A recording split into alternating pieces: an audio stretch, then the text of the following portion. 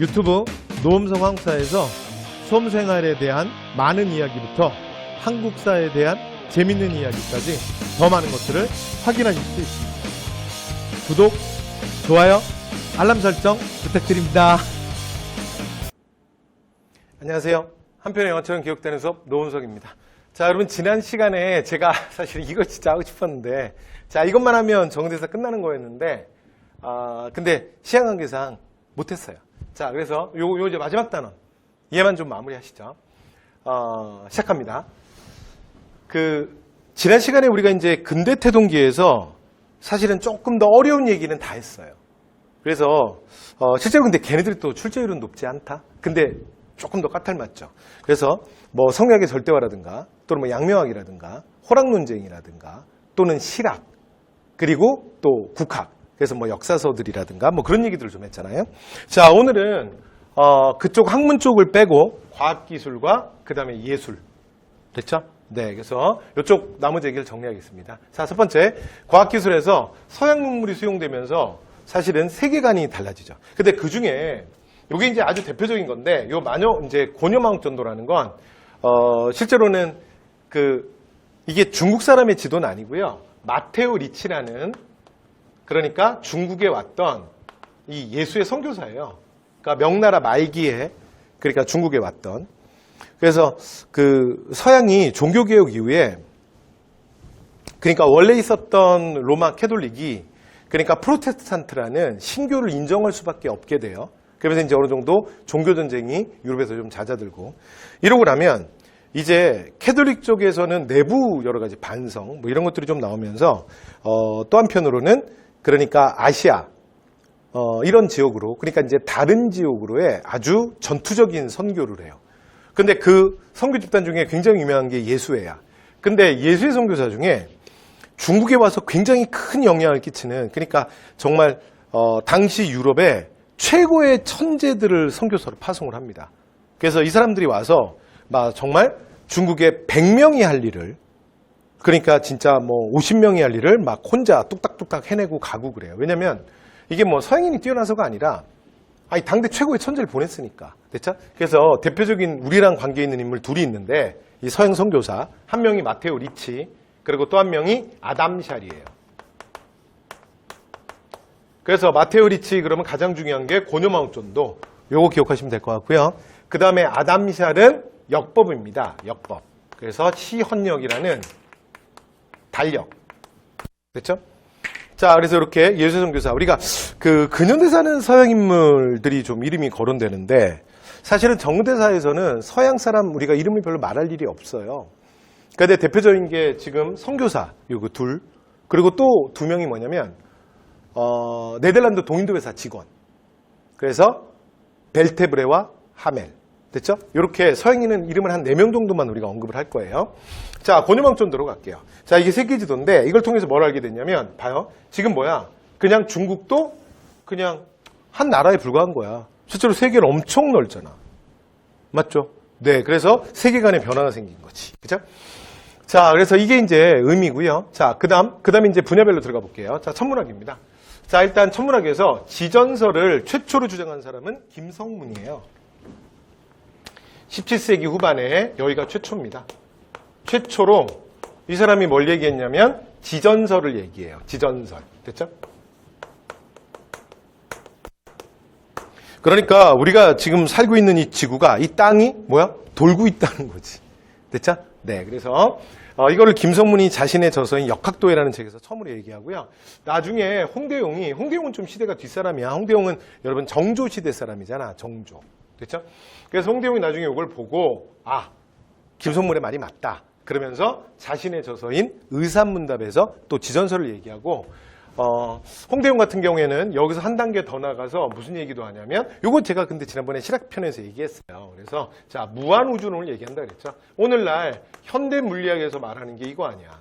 빅뱅 이후에 지금 이 순간에도 우주는 계속 넓어지고 있고 팽창하고 있고 우주의 넓이는 잴 수 없다. 되죠? 자, 이렇게 해서 천문학. 근데 가볍게 보시면 됩니다. 크게 뭐 시험에 나올 만한 거 아니고요. 그 다음에 역법. 방금 얘기했는데. 자, 효종 때 시간 기억하셔야 돼요. 김육 당시의 재상입니다. 자, 김육의 건의로 우리가 보통 그 조선 5대 재상을 얘기할 때 꼭 들어오는 인물이에요. 뭐 황희, 지난번에 얘기했잖아요. 황희, 그 다음에 이원익, 그 다음에 김육, 그죠? 그 다음에 뭐 유성룡, 그 다음에 정조시기의 최재공, 뭐 이런 사람들 보통 5대 재상이라 그래요. 자, 그 다음에 이제 아담샬의 시연역을 요때 채용합니다. 이렇게 해서 역법 끝. 여러분, 역법은 앞에서도 제가 좀 말씀드렸는데 다시 한번 정리하면 딱 3개만 기억하시면 돼요. 충선왕 때 수시령, 두 번째는 세종 때 칠정산, 그리고 세 번째 효종 때 아담샬의 서양선교사 아담샬의 시연역을 채용해요. 됐죠? 이 칠정산이라는 게 한양 중심으로 천체를 관측하긴 했는데 나중에 이게 좀 오류가 있다는 걸 알게 돼요. 그래서 계속 이제 1년 바뀔 때마다 계속 좀 날짜를 집어넣어야 돼. 됐죠? 그래서 당시로서는 가장 정확한 역법인 시연역을 채용하게 돼요. 자, 의서로 갑니다. 자, 의서에서는 일단 첫 번째 무조건 동의보감이죠. 동의보감부터 기억해야지. 그죠? 그래서 광해군 때 여러분 이거 시간도 기억하셔야 돼요. 광해군 때 허준. 여러분 허준이 뭐 설명이 필요한가? 됐죠? 그래서 여러분 보통 이제 그 한의사로서 역사적으로 여러분들이 가장 한의사가 탁 먼저 떠올리는 인물이 허준 아니에요? 허준? 그렇죠? 우리나라 그 전통 한의학을 정리했어요. 정리했고 그다음 이 허준의 동의보감이 위대한 건 몇 가지 이유가 있는데 첫 번째는 이게 민간 보급용이에요. 그래서 주요한 약제나 치료법 이런 것들을 주로 한글로 설명해놨어요. 그리고 일반적인 사람들이 읽으면 이해가 되게끔. 그러니까 소위 말해서 전문 닥터들이 보는 전문 의서가 아니에요. 그럼 이제 우리 같은 사람은 보면 알지도 못한다고. 그렇잖아요? 그런데 보통 일반적인 우리 같은 사람들도 집에 요 책을 하나씩 놔두는 거야. 그랬다가 갑자기 내가 배가 너무 아파. 또는 우리 아기가 아파.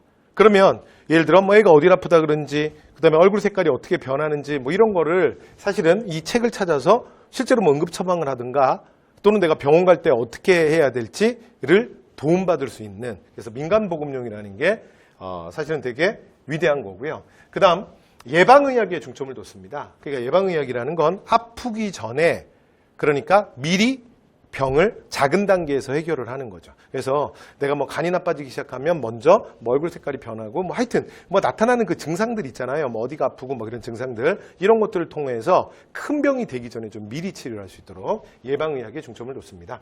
그리고 이건 세계 최초입니다. 세계 최초로 유네스코 그러니까 세계 기록문화유산에 등재가 됐습니다. 그리고 실제로 이 동의보감은 이게 등재될 때 실제로 중국이 굉장히 많이 방해를 했어요. 왜냐하면 한국의 한의학이라는 건 사실은 중국 의학이 전해줘서 만들어지는 한 갈래가 아니냐. 근데 뭐 이게 뭐 유네스코에 지정될 정도의 의서냐. 그래서 이 중국 측에서 많이 좀 반대도 있었거든요. 그런데 그걸 뚫고 진짜 의서로서는 세계 최초로 자 기록문화유산에 등재가 됐습니다. 자, 그다음 마가회통으로 갈게요. 여러분 마가회통은요. 자, 정약용입니다. 그러니까 여러분 이제 이 사람은 진짜 안 한 게 없어요. 진짜 모든 게 진짜 박학다식이죠. 모르는 게 없어. 그래서 닥터이기도 해요. 그래서 자 박제가와 함께 천연두에 대해서 연구를 해요. 그래서 그 치료법, 그래서 이제 이런 것들을 소개하는데 이 책이 마가회통입니다. 되죠? 네. 그래서 정약용의 의서. 정약용 때문에 중요한 거야. 노트에 한번 찍어주시고요. 자, 그 다음에 의서로서 두 번째로 중요한 건 이재마의 동의수세보원인데요. 이 동의수세보원이라는 책은 요 19세기, 이제 이 이재마가 요 책을 쓸 때가 19세기 고종 때입니다. 고종. 그런데, 우리가 이제 아직도 우리나라 한국 한의학에서 많이 활용되는 이거 사상체질이라 그러잖아.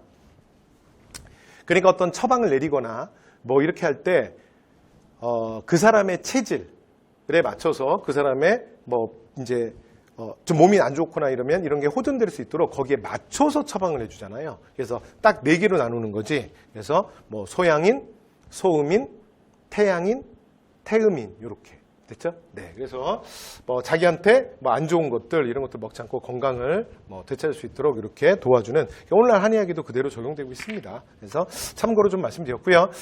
자, 그다음에 이제 농서예요. 농서. 자, 농서는 자, 첫 번째. 조선 후기 대표 하나만 찍어라. 그러면 무조건 농가집성이에요. 그러니까 조선 전기의 대표 농소가 농사직설이라면 조선 후기는 농가집성. 그런데 여러분 고려 때 뭐가 있었냐면 고려에 보면 고려에 농상집요라는 게 있잖아. 농상집요. 기억나세요? 그러니까 이함이 우리나라 갖고 들어오는 건데 실제로 이거 우리나라 농사 아니고 이거 실제로 원나라 거야. 이건 수입을 한 거고 그냥 가지고 들어온 거고. 그 다음에 우리 실정에 맞는 우리의 농서 조선 전기에서 가장 중요한 건 여러분 이게 뭐 설명이 필요한가요? 세종 때 농사 직설. 그죠? 농사 직설. 그리고 마지막 지금 조선 후기의 대표가 효종 때 농가 집성. 그렇죠? 근데 이걸 여러분 제가 여기다 한번 다 쓰는 게 이건 후기 거라고. 그런데 이걸 제가 쓰는 이유가 여러분 이게 농서 이름이 이게 각 시대 대표 이렇게 하나씩만 일단 외우시면 되거든요. 그 이름이 약간 좀 헷갈려. 그래서 외우실 때 이거 주의하셔야 돼요. 그렇죠? 네, 그래서 각 시대별로 네, 그래서 한번 쭉 써봤습니다. 그래서 고려가 뭐라고요? 농상 집요예요. 그 다음에 여러분 이거는 너무 중요하잖아. 세종 때 우리 실정에 맞는 우리의 농서 30년 이상 농사를 지은 농부들의 경험을 바탕으로 우리 실정에 맞는 우리의 농서를 편찬하잖아. 이게 농사직설 아니야. 그죠? 그 다음에 조선 후기에 이전에 있었던 모든 여러 가지 농법들을 총 이제 집대성해서 만드는 게 농가집성이고요. 요건 이제 신속이라는 사람이 있었고, 그 다음에 특히 이양법이 전국으로 확산되는데도 굉장히 기여했던 책입니다. 됐죠? 자, 이렇게 각 시대별로 대표로 한번 제가 써봤고요. 그 다음에 여러분 헷갈리지 마세요. 헷갈리면 이렇게 되는 거야. 요거는 이제 외웠을 거 아니야. 이건 뭐 너무 중요하니까. 그죠? 자, 두 번째.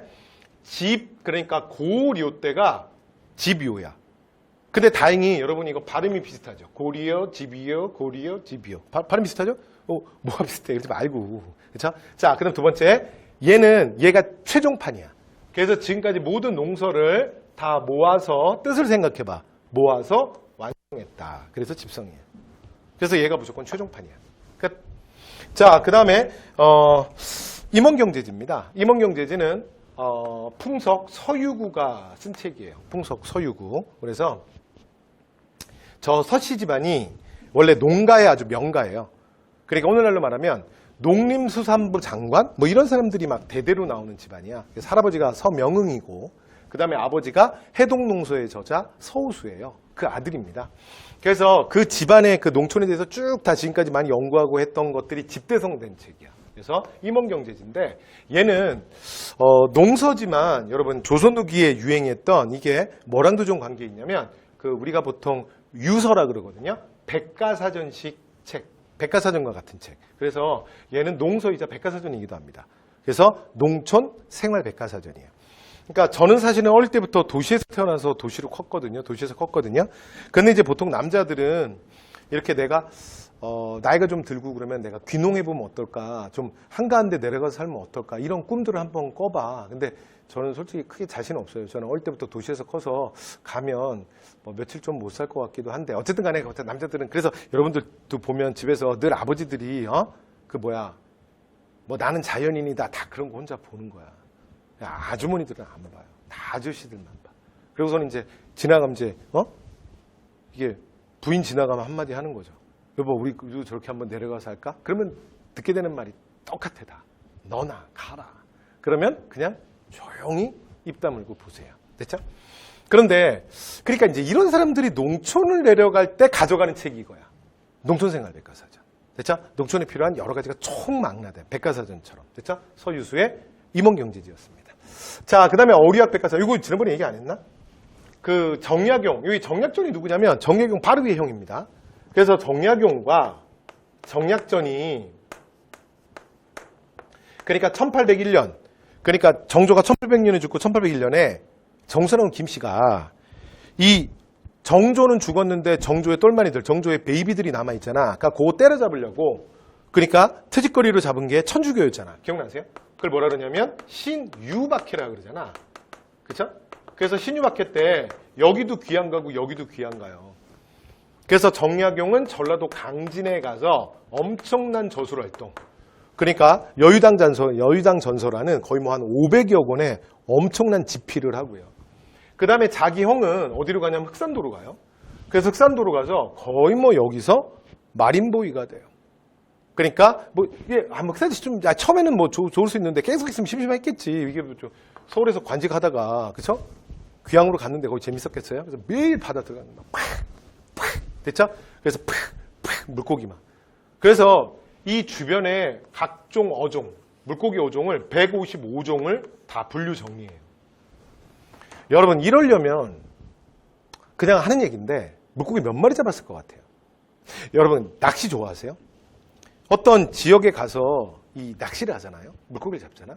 그러면 거기서 잡히는 물고기가 보통은 한 35종으로 거의 정해져 있어요. 아니 조금 뭐 물살이 많이 움직이고 좀 그런 데다. 좋아. 그러면 양보하면 30에서 40. 그러니까 주로 한 30, 40개 종류만 계속 잡혀요. 이 정도 잡으려면 이게 다 분류한 거잖아. 몇 마리 잡았을 것 같아요?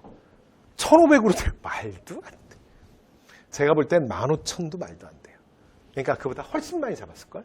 그래서 하여튼 그 자산오보라 그래서 여러분 영화로도 만들어졌죠. 영화. 그래서 흑백 영화라서 혹시 보셨는지 모르겠는데 요거 이 정익전이 요 책 쓰는데 도와준 그 섬의 그 어부 청년 있잖아. 그래서 요즘에 그 뜨는 배우인데 이름이 생각이 안 나네. 하여튼 얼마 전에 한산에도 나왔는데 환산에서는 왁기 작가로 나왔어. 왁기 작가. 그래서 하여튼 근데 그 두 배우가 정혁전도 이름이 생각이 안 나네. 하여튼 넘어갈게요. 제가 오늘 서울 너무 많이 해서 약간 머리가 지금 멍청한 상태야. 그래서 하여튼 두 배우가 연기를 너무 잘해.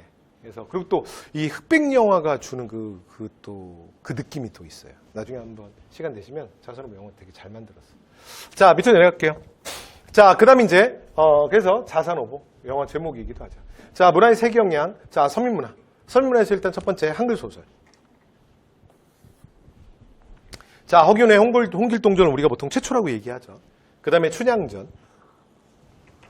그런데 이거 말고도 뭐 홍길동전, 춘향전, 그 다음에 뭐 장화홍련전, 그 다음에 뭐 별주부전 해서 이제 많은 이때 유행하는 이제 한글 소설들이 있는데 이 소설들이 당시에 조선에게 굉장히 히트치는데 여러 가지 요인들이 있어요.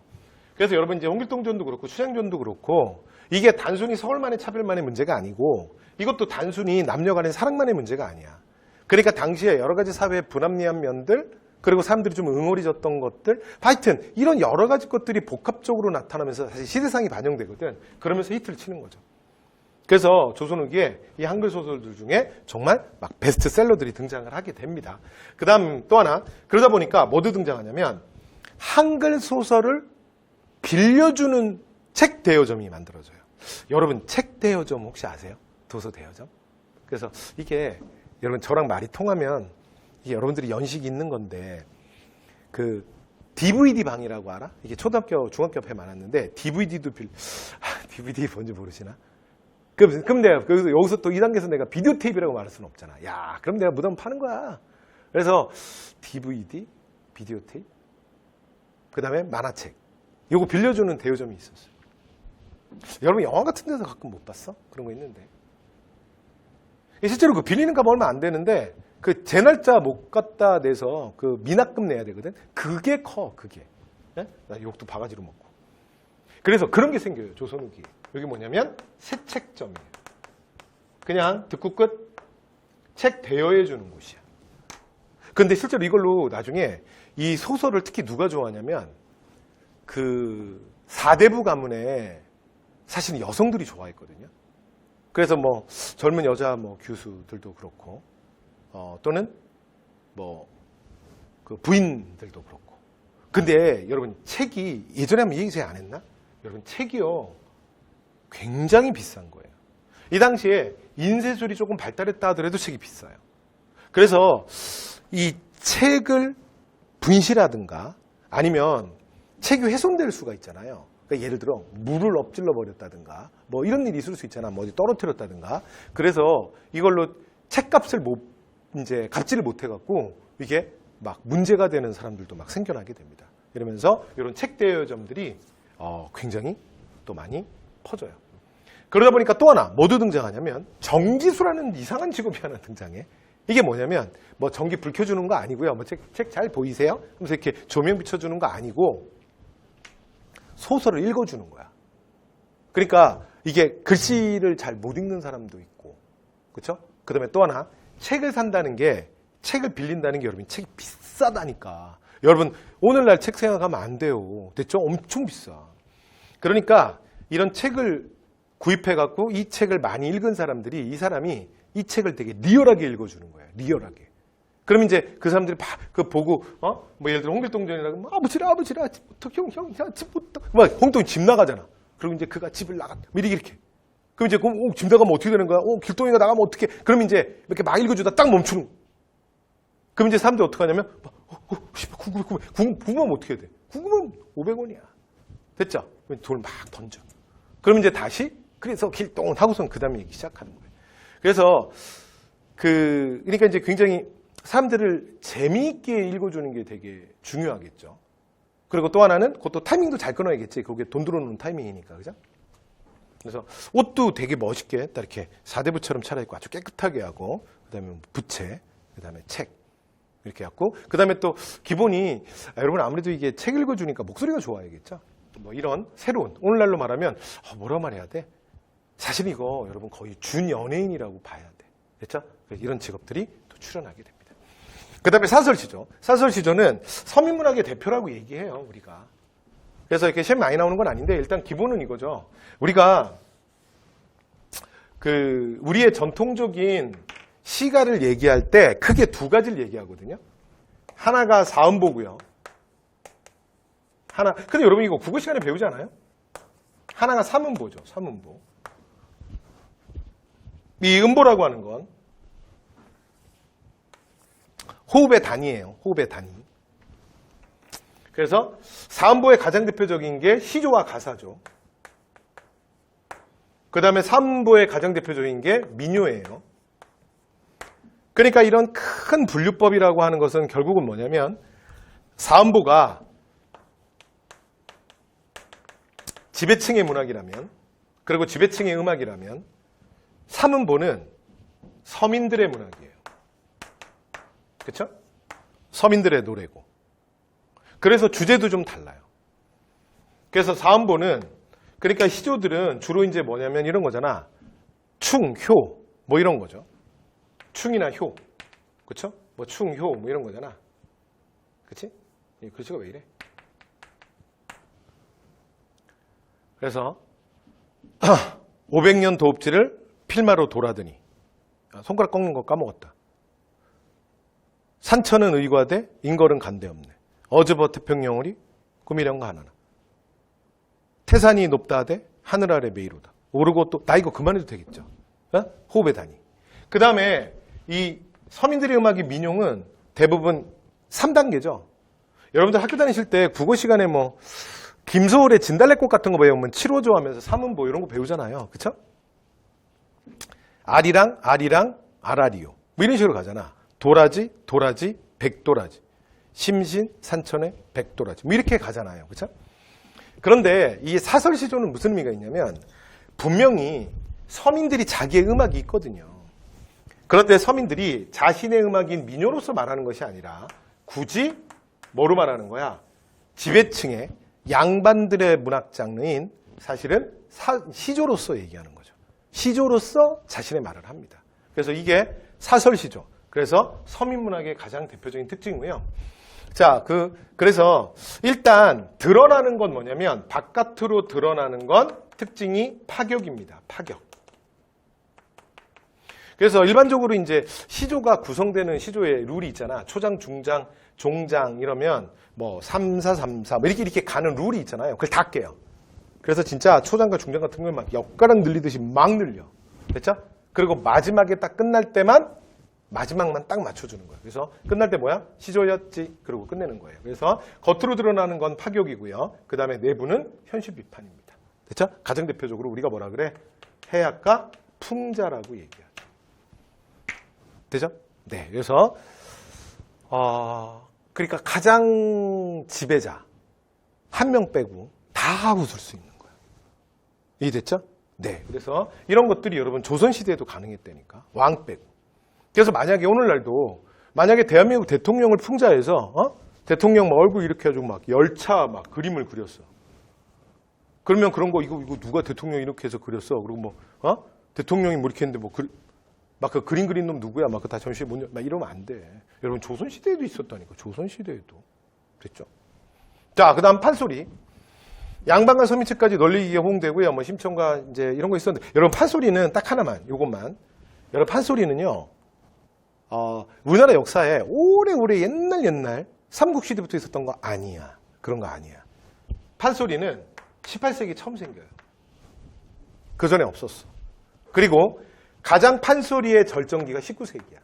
여기에 가장 큰 역할을 한 사람이 신재효예요. 그래서 판소리 5마당 이런 것들을 다 정리한 사람입니다. 여러분 그 구한말 역사학자 중에 나중에 우리가 근현대사를 가면 신채호 배우거든요. 단지 신채호. 신채호 아니야. 신재효. 됐죠? 자, 그 다음에 산대놀이.